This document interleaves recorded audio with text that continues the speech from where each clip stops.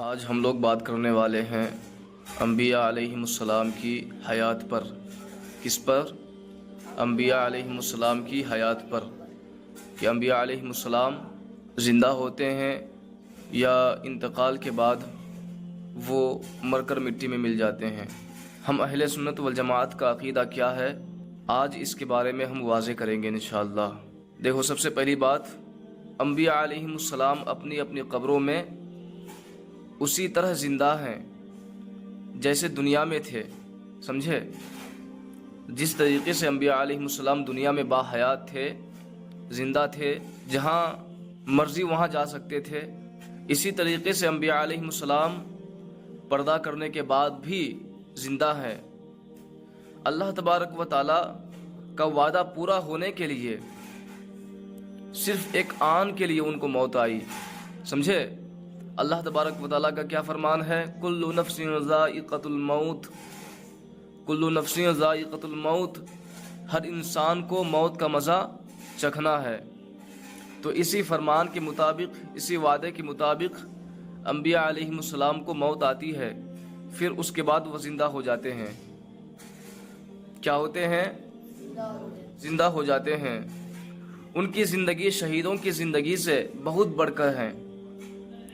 اب دیکھو، شہیدوں کے بارے میں اللہ تبارک و تعالیٰ فرماتا ہے وَلَا تَحْسَبَنَّ الَّذِينَ قُتِلُوا فِي سَبِيلِ اللَّهِ أَمْوَاتًا بَلْ أَحْيَاءٌ عِندَ رَبِّهِمْ يُرْزَقُونَ۔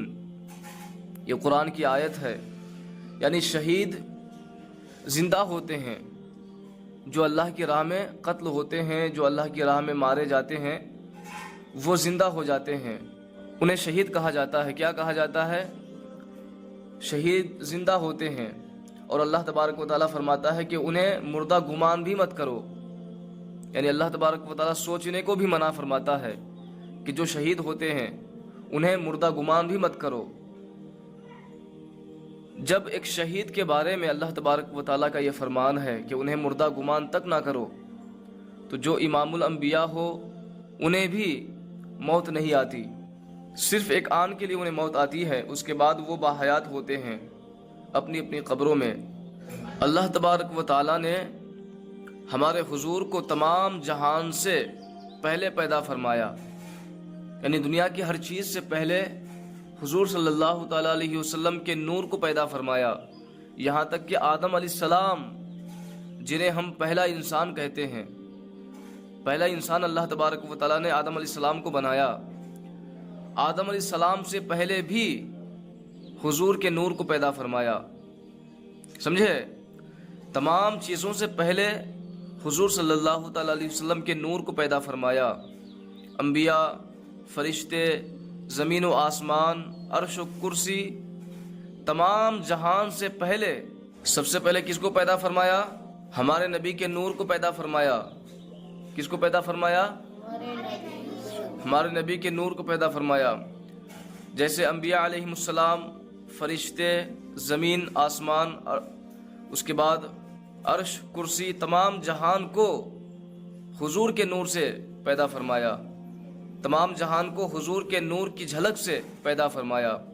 حضور تمام انبیاء کے نبی ہیں، حضور تمام انبیاء کے نبی ہیں، اور ہر شخص پر آپ کی پیروی لازم ہے۔ اللہ تبارک و تعالیٰ نے اپنے تمام خزانوں کی کنجیاں حضور کو بخش دی۔ دنیا اور دین کی سب نعمتوں کا دینے والا خدا ہے اور بانٹنے والے حضور ہیں۔ اللہ تبارک و تعالیٰ حضور صلی اللہ تعالیٰ علیہ وسلم کو عطا فرماتا ہے، پھر حضور صلی اللہ تعالیٰ علیہ وسلم ہمیں تقسیم کرتے ہیں۔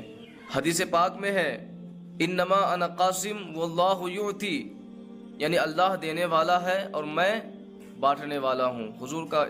حضور کی یہ حدیث ہے۔ حضور کیا فرماتے ہیں؟ انما انا قاسم واللہ یعطی، یعنی اللہ تبارک و تعالیٰ دینے والا ہے اور میں بانٹنے والا ہوں، سمجھے کہ نہیں؟ اور اللہ تبارک و تعالیٰ نے حضور کو معراج عطا فرمائی، بولو سبحان اللہ۔ تمام چیزوں کی سیر کرائی، تمام چیزوں کی سیر کرائی، یہ سب کچھ رات کے تھوڑے سے وقت میں ہوا۔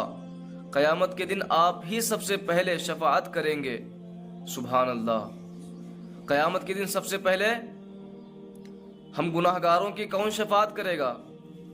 حضور صلی اللہ تعالی علیہ وسلم شفاعت کریں گے، یعنی اللہ کے یہاں لوگوں کی سفارش کریں گے، گناہ معاف کرائیں گے اور درجے بلند کرائیں گے، انسانوں کے درجے بلند کرائیں گے۔